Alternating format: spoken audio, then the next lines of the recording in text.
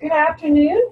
This is Carol Bloxham, and welcome to the Great Plains Fire Science Exchange webinar today. I'm really pleased that you've joined us this afternoon. I'm the outreach coordinator for the Great Plains Science Exchange, and I will be host for the meeting, but the actual presentation today is going to be by Corey Blankenship. And just a few notes about the exchange. We are dedicated to making fire science accessible in the region, and our focus is on the grasslands of the Great Plains. If you're not familiar with Great Plains Fire Science, I encourage you to visit our website and Facebook and YouTube pages. And you can sign up for a quarterly newsletter and other communications on our website. So I ask you to mute so that you don't get background noises like the vehicle that just went by outside my window. And we'll try and answer your questions at the end. Just enter them into the chat box. And I'll go ahead now and turn it over to Corey. Thank you. Well, this is Jeannie, and I'll step in before Corey and do our introduction from Landfire. Thanks for joining us, and welcome to the Landfire and Great Plains Fire Science Network webinar. I'm Jeannie Patton, the communications lead for the Nature Conservancy's Landfire program, and this is one of a series of webinars we've been offering in partnership with the Fire Science Exchange Network that look at Landfire's Biophysical Settings Review project. We began in December and are moving forward. At the end of our series, we will have done a dozen of these across the country. All of the webinars are recorded and they are posted on the Landfire YouTube channel. And I know Carol is recording for the Great Plains Network today as well, so you'll have your choice. And before I officially turn the mic over to Corey, we have a couple of housekeeping notes. As Carol remarked, be sure your systems are on mute, and the best way or the easiest way to do that is to open up so that you have the full screen mode on your computer. And if you look at the toolbar across the bottom, you have the option to click on mute. You'll also have the option to click on the chat room screen. So please click mute there if you haven't already and open up your chat. We will be collecting those or watching those comments and questions that you have, and we will answer them at the end of the presentation. So we'll be keeping track, and please don't hesitate to write in as you go along. Final note, Landfire announces our webinars and other news through the bi-monthly bulletins and postcards, and if you have not subscribed yet, please do. The link is posted on the contact slide at the end of the presentation, or you can always write to landfire@tnc.org and ask me to send you an invitation. I'll be glad to do that. So today's presenter, as you can see, is Corey Blankenship, fire ecologist on the Nature Conservancy's Landfire team. Corey joined TNC in 2005. When she led the creation of thousands of vegetation dynamics models for ecosystems across the U.S. Her degrees are in geography, conferred by Western Washington University's Huxley School of the Environment. Corey's graduate research investigated seasonal changes in fire behavior and effects in the dry forests of north central Washington state. Corey's worked as a GIS specialist at the Missoula Fire Sciences Lab and as a wildland firefighter in Washington and Colorado for the Park Service and Forest Service. She is one of the leaders of the BPS review and update, and she's going to walk you through it today. So thanks, Corey. I'll turn it over to you now. All right. Thanks, Jeannie. Thanks, Carolyn. And thanks to all of you out there for joining us this afternoon. Okay. I want to start with a little introduction to the Nature Conservancy's Landfire team and where we fit into the Landfire program. We're a small team, as you can see here, about 6 people spread out around the country, and we're a partner on the Landfire program. We're specifically responsible for education and outreach for the program, and we help with the development of the biophysical settings models. So we work closely in collaboration with the mapping teams at the USGS Aeros Data Center and at the Missoula Fire Sciences Lab. Today, I want to cover a couple of topics, all related to the biophysical settings models.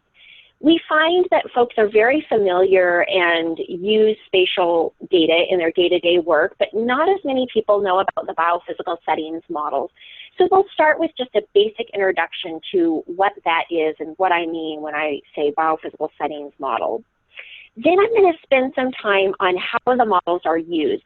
They're both important for use within Landfire to create other spatial products, and they're an important product that users have used in various ways, and we'll talk about some of those uses.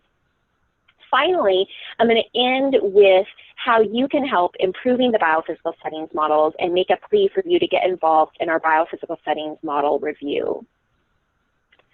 Okay, so I want to cut right to the chase here and tell you what my take-home messages are. I hope that in the presentation today, you will see that the models are a very important product. And they're important because they focus in on disturbance and succession dynamics for ecosystems all around the country. And with that focus, they really help us understand complex ecological processes and relationships in a structured way. They also provide a tool that allows us to explore different management actions, and that's a very valuable thing as well. So again, hopefully you'll see these themes throughout the presentation, and then I'll come back to them at the end. Also, just a little bit more kind of warm-up information before we get into the meat of the presentation. I want to talk about the Great Plains in the context of the Landfire program. Landfire is a national program, and we're not the only people in the data production business. Our niche is really to focus on national and regional level data. We cover all lands, forest and rangelands, with about 20 different, actually more than 20 different spatial products, as well as some non-spatial products like the biophysical settings model. And some of these data sets you really can't get anywhere else. So for example, the biophysical settings models and that spatial data that accompanies it. Things like fire frequency and severity mapped across the entire nation. So some really unique data there. However, we also know that there's great local data that many of you may already be using. And today our goal is just to educate you about what Landfire has to offer and talk a little bit about appropriate use of that data so you can make informed decisions and choose the best data for your specific needs. This is a quick map I drew up of major biophysical settings in the Great Plains area. This is certainly not all of the biophysical settings, but it gives you kind of a flavor for what the spatial data look like. A biophysical setting is a vegetation concept that Landfire maps and models. And what that means, what biophysical setting means, is the vegetation that may have been dominant on the landscape prior to Euro-American settlement, based on both the current biophysical environment and an approximation of the historical disturbance regime. Now, I want to draw your attention to this area here in blue, kind of in the middle of the map. I'm not sure if you can see my cursor, but I'm looking at the central mixed grass prairie because that is the biophysical settings model that I'm going to walk you through to explain what it is I mean when I say biophysical settings model. So a model has two parts. There's a description that comes as either a PDF or a Microsoft Word document, and it's a quantitative state and transition model. And together, those two things describe the basic ecology of a biophysical setting prior to Euro-American settlement. So first, let's look at the description document. And I've just taken some screen grabs here. You'll find these on landfire.gov. This is a central mixed grass prairie description. It starts out with a list of the folks that contributed to the model, as well as those who reviewed it. And you can see that there's information about the geographic range and the biophysical site. As you scroll through the description, you'll also get information about dominant and indicator species, there's usually a nice description of the disturbance regime, and that may include fire or anything else that's important to the disturbance, excuse me, the disturbance dynamics of an ecosystem. I'm just going to throw out a reminder to put yourself on mute if you're not already. I'm getting a little bit of background noise. Okay. Other information that you'll find in the description is on the fire frequency. You can see a table here in the middle of this page with fire frequency. In this case, it's noting an all fire frequency of 15 years. And then you'll also find a section on issues and problems or comments. And here is a place that we will note any assumptions that are made in the model or any problems we encountered, perhaps lack of information or other problems in the modeling process. So we try and make the description very transparent so that users who pick up the document later really know what's going on. Now, the next major section is called succession classes, and this is the part that most directly links the description to that quantitative state and transition model. So each quantitative state and transition model has distinct classes that represent the biophysical setting as it develops over time. And we'll jump to that in just a minute. But first, I want to show you for Class A, it's defined as an early development stage. You'll see that there's both a cover and a height range associated with it. There are indicator species and a text description. So this is the basics of the description document, and now let's switch over to the state and transition model itself, and you'll see what Class A looks like there in the state and transition model.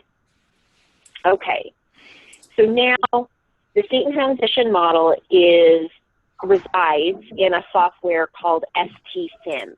Originally, we modeled in something called the Vegetation Dynamics Development Tool, or VDDT. So if you're familiar with VDDT, this should look very familiar. STSIM has all the same functionality, but it has a lot of additional functionality that wasn't available in VDDT, and that's why we're using it today. So you can see that this particular biophysical setting, the mixed grass prairie, has 3 states defined for it, and the modelers in the description labeled these as early succession, the climax plant community in the upper right, and the sod community in the upper left. Each state is defined by an age range, early succession from 0 to 15 years, and then the latter classes from 16 plus, basically. Each class is then connected through successional pathways. Here, the dominant successional pathway goes from that early community to what they call the climax community. We also define disturbances and the effects of disturbances between these classes. So here you're seeing the replacement fire intervals associated with each class. And the circle is showing that the fire just basically maintains that class. It's not causing a transition between classes. There's native grazing in this particular system, and again, it's serving to maintain that early and that climax community. There's also something that the modelers call continuous grazing, and they use that to transition the climax community to the sod community and to maintain that sod community. You can see there's a probability associated with each of the transitions. They also modeled the impact of prairie dogs, which is basically to take you back to the early state if you're in one of the late states, or to maintain that early state if you're already there. And then there's a probability associated with drought in the model. So when you put all this information together, the drought, the prairie dogs, the fire, the grazing, and the succession, and you run the model out over time, you can estimate the historical percentage of the landscape in each of these classes. So for this particular mixed grass prairie, most of the landscape would have been dominated by that climax community. And you can compare then this reference condition to the current condition to measure the departure. We also look at the fire return intervals using the model. And this is a graph that shows the fire return interval. Overall, the fire return interval was 15 years for the biophysical setting. And I wanted to show you the graph just so that you could see that there is variability in the fire frequency over time, and that's because the model is stochastic. Okay, now that you understand what the models are, I want to talk a little bit about how we created them. The Nature Conservancy led the development of the models, and we facilitated a collaborative process where other experts came and gave us all the information basically to build these models. Our little team doesn't have the expertise or the resources really to build these models ourselves, and so we had to go out to the experts in the field and ask for their input. We had over 700 contributors to the model, and what's really cool is because these were built in that collaborative fashion, these models represent the collective ecological knowledge of hundreds of people around the country. So it's a really unique product, and it's one that I really like to talk about because I think more than any other Landfire product, these biophysical settings models belong to the Landfire user community that created them. Like any other product, there are some strengths and weaknesses that you should be aware of with the models. One of the strengths is that we cover such a vast area. There are over 500 biophysical settings that we have modeled, and in fact, the number of models is over 1,000, and that's because some widespread biophysical settings are going to have more than one model associated with them in different geographies. Another great strength of the model set is that it's not just the model. That model is connected to spatial data. And I would argue that the models themselves are relatively easy to use. I think they're fairly user-friendly. But even if you don't buy that, even if you don't believe me, at the very least, I can assure you that Landfire supports the models as well as all of its data sets. We have a number of tutorials and guides online. I'm going to touch base on that a little bit later in the presentation. And you can just contact our team and ask for help, and we'll provide whatever help we're able to. There's good documentation with this model set, and that's huge. We don't just hand over a set of numbers in a piece of software. When you go to the description document, you can see the assumptions. You can see how the numbers in the model were developed. And that gives you a lot of good background information for really understanding what's happening in the state and transition model. And then finally, these models are suitable for large landscapes. And if you want to work on a smaller scale, we just recommend that you review and modify them as needed for finer scales. Now let's talk about some of the limitations. One of the things that people really like to do with these models is to look at management and climate change scenarios. Now, our models are supposed to represent kind of a reference condition or a pre-Euro-American settlement condition. So off of the shelf, they don't include management or climate change information, but you can very easily add that in. It's just a process of adding additional transitions. We also had a number of modeling constraints that we used. We have these constraints for consistency because we were creating models across the nation. We had to have some bounds to keep the information consistent. One of the constraints that a lot of people will notice is that you're limited to defining 5 states or classes in the model. The mixed grass prairie that we looked at just had 3 states. Most of the forested systems will have 5 states. Many people would have liked to have defined more, but we limited them to 5. Now, if you are going on and doing modeling of your own, you can certainly add states to the Landfire models. Landfire models are also non-spatial, but if you're using them in STSIM, that software now has spatial functionality, so you can link them to spatial products if you want. The models can be difficult to validate, And that's because sometimes in some systems there's limited historical data from which to build them. So that's something that you need to look out for. And then again, just a reminder that you can refine these models for local use, and we encourage that folks do that. Okay, this is a complicated diagram, and the bottom line here is that Landfire biophysical settings models, which you see on the left side of the screen, are linked to a number of different Landfire spatial products. So the description document from the biophysical settings model is used to help map the biophysical settings. The succession class map is developed from a set of cover and height rules that reside in the model description. And then we map vegetation departure using the reference condition from the model as well as information from the succession class map. And then we take the fire frequency and severity results from the model and we use that to map fire regimes. So all of these products, these spatial products, really depend on the biophysical settings model. And the quality of these products then is directly linked back to the quality of the biophysical settings models. Okay, I want to take a step back for a minute and just think more broadly about the conceptual use of these models. This is a great diagram that I've borrowed from Safford et al. That I think does an excellent job of showing how historical information, such as you can get from the biophysical settings models, can be relevant in a current management situation. So in this graph, on the y-axis, you see the range of variation, and on the x-axis, there are a number of different management scenarios. So in the first scenario, you might have a situation where your historic, your current, and your future range of variation all are fairly similar. And that may be the kind of situation where you just want to maintain what you have.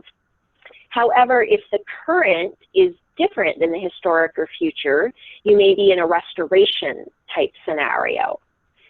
If the historic and current are similar, but the future is looking different, that's where you may want to look at adaptation strategies.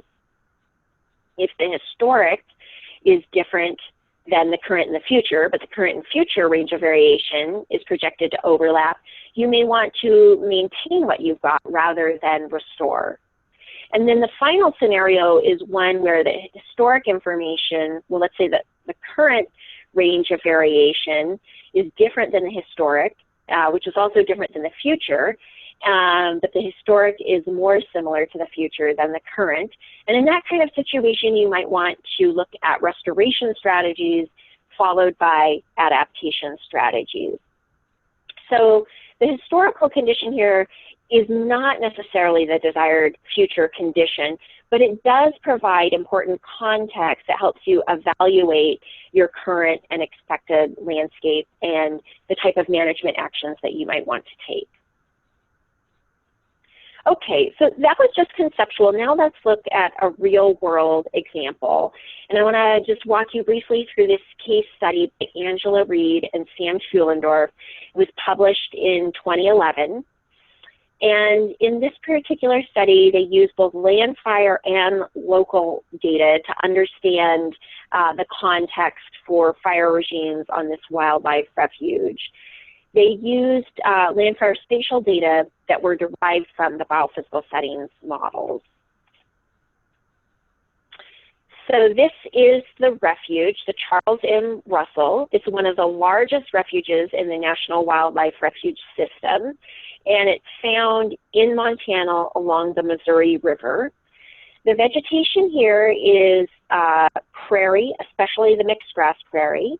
There are also forested coulees, river bottoms, and badlands. They began by using Landfire data to understand the historical context for the fire regime. Using the mean fire return interval information, which you see mapped at the bottom here, they estimated that the mean fire return interval for the entire refuge was about 48 years. Now looking at the middle map, the fire regime group, you see that most of the refuge was mapped into what is called fire regime group 2. And that means that It burned fairly frequently and with a high severity. And then the top, the fire regime condition class map, which we now call vegetation condition class, shows that most of the landscape is moderately or highly departed from the reference condition. And so that's the condition class 2 in yellow is the moderate departure. Condition class 3 in red are the areas of high departure. And there is, if you look closely, a little bit of condition class 1, which is similar to your reference condition found along the western end of the refuge. So all of this information, although this is the spatial data, remember it's all ultimately derived from those biophysical settings models. And they use this information to help understand the historical range of variation, and then they compared it to the current information. The current information they took from a fire history database on the refuge. It had information from 1980 to 2008, so this is the vast majority of the fires that occurred on the refuge during that time period. And this shows all fires. Most of them are lightning fires, but it does include prescribed fires as well. And with this information, they estimated a fire rotation of about 134 years. So again, it's for the current, they're estimating about 134-year fire rotation versus the Landfire 48-year mean fire return interval. So based on that comparison, they made a recommendation that the refuge should look at ways to increase its fire use while accounting for specific habitats of concern.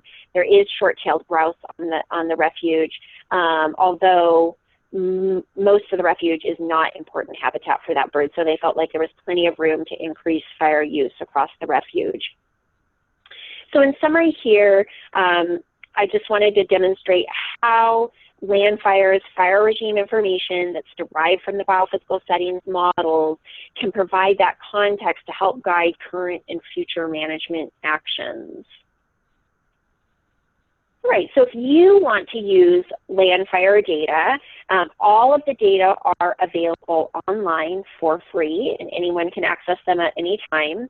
And we also have a number of tutorials and guides and other information that can help people use those data.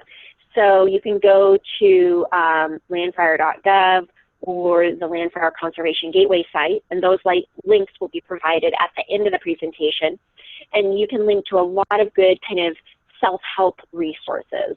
And as I said before, you can always contact our team if you need a little bit more customized help, and we'll do our very best to provide that. Okay, now let's talk about the review opportunity. Right now, the Landfire team is asking for a review of the biophysical settings models. The models are a very important product, and they're important to some of the downstream spatial products, but they've had no review since we delivered them about 7 or 8 years ago. And since that time, we know that there's new science, new research that could be used to improve the model set. We also now have an opportunity to correct any errors or inconsistencies in the models themselves. So what we've done is we have created a website, landfirereview.org, that walks people through the review process. And we made it as simple as possible because we figured more people would do it, the simpler it was. So I assure you it is very simple. What you do when you go to the website is you read through a basic set of instructions on how to perform the review. You will be prompted to download a biophysical setting description of interest. So we're not asking you to get into the quantitative state and transition model.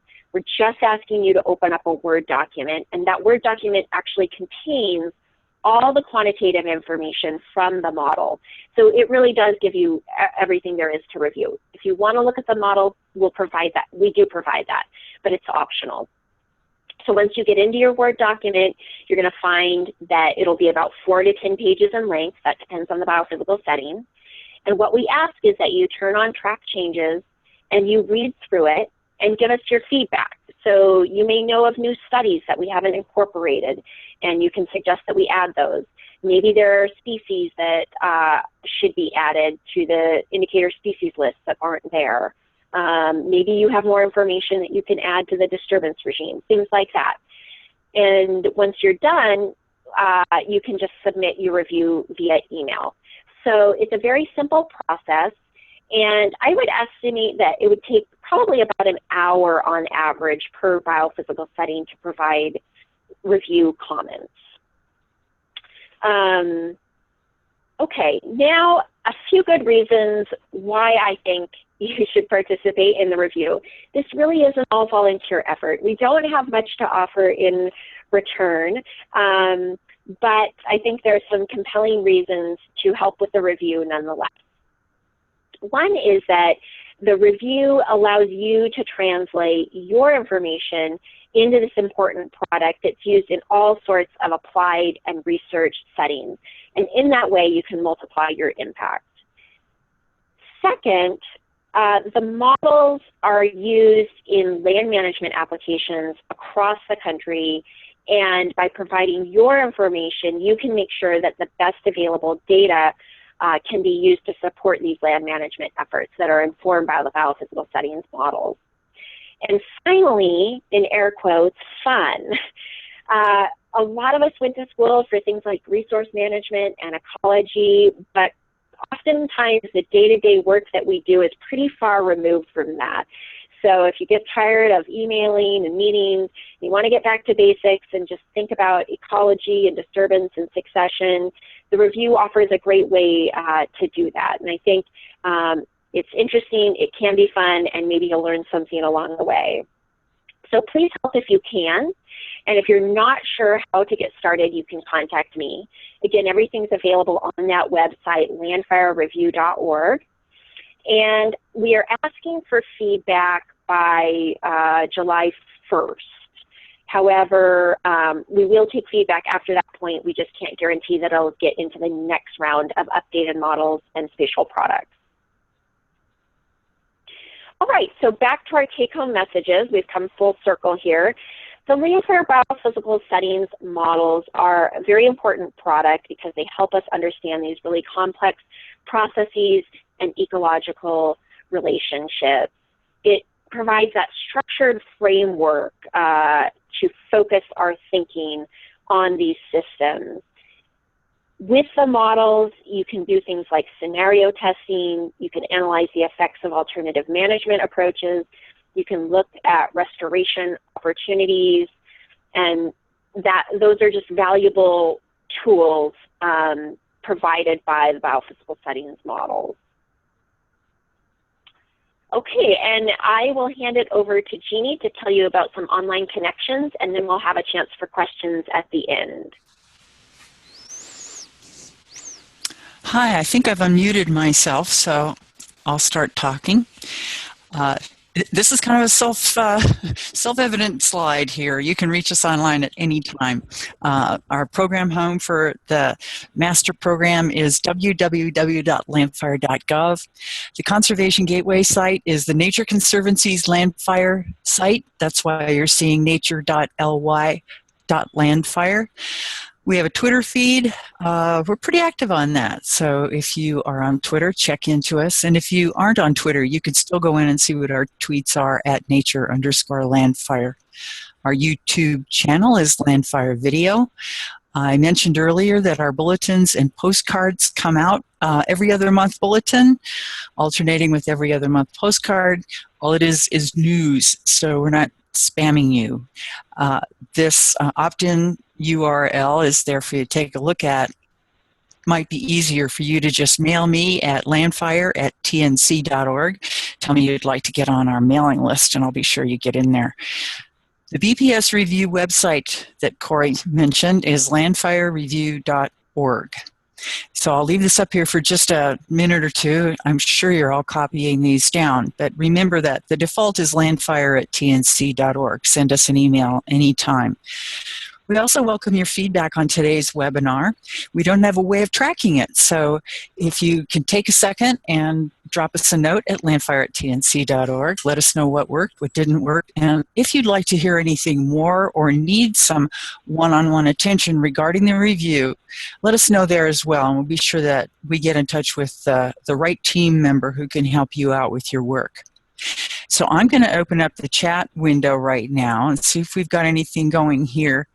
And Corey, if you'll come on back online, we'll open it up Yep. for conversation or questions. So please type your message into the chat box, lower left-hand corner, and send it to everybody so we'll all know what's on your mind. Thanks. Thanks, Jeannie. I don't see any questions yet, but we'll hang on here and give people a chance to type and see if there are any questions we can help with, or feedback, or concern, whatever's on your mind. We have plenty of time. We finished a little bit early, so lots of time.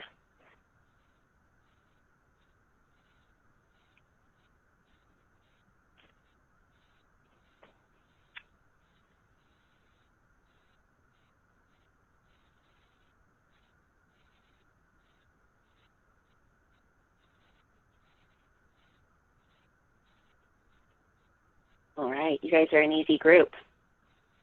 I think I'm getting off easy here.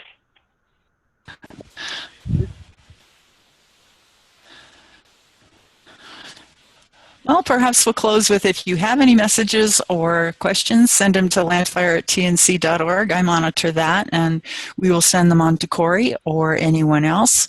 We want to say thanks to Carolyn, Sherry, and the gang at the Great Plains Fire Science Exchange. It's a pleasure working with you on this webinar, and we look forward to working with JFSP members in the future. So thanks everyone for joining us at lunch, and enjoy the rest of your day. Oh, wait a minute, we have one new message coming in.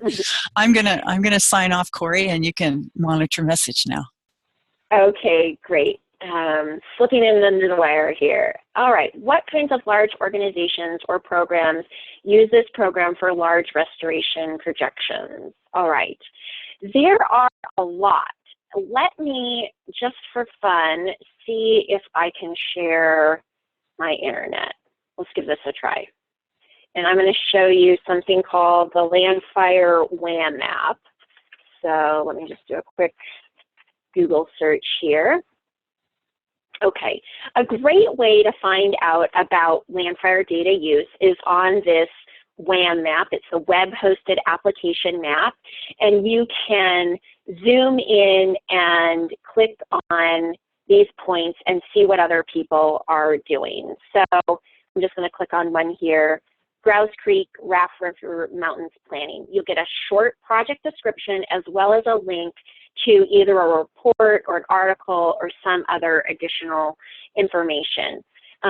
This particular point is one where Landfire biophysical settings models were modified to look at, to make them more locally relevant, and then to project out into the future what the landscape would look like under different restoration scenarios. There are a number of similar projects around the Great Basin as well as elsewhere in the country that look at that.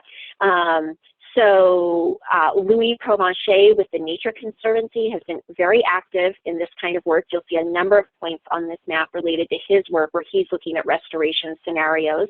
Another great example is from my area out here in the Northwest. Ryan Haugo et al. Put out an article last spring, I think, about restoration priorities in the Northwest, and they used, again, the Landfire biophysical settings models as well as local spatial data to estimate the restoration need across all forested lands in Oregon and Washington. And that was a joint effort between the Nature Conservancy and the Forest Service in Region 6. So I would say really there are a number of different organizations that use the data, but some of the major players or data consumers tend to be the Nature Conservancy. NatureServe has used the information for its rapid ecological assessments as well as other projects, Forest Service, BLM, the National Wildlife Refuges, some users from the military. It's really a diverse group. And actually, you know, all the land management agencies in some way or another seem to have used Landfire data, but another big data consumer are the academics. It's provided a lot of good information for research applications. And you'll see that on this web map. There will be a lot of links to research articles. So hopefully that answers your question. If there are more specifics, feel free to write a follow-up chat, or you can follow up with me later.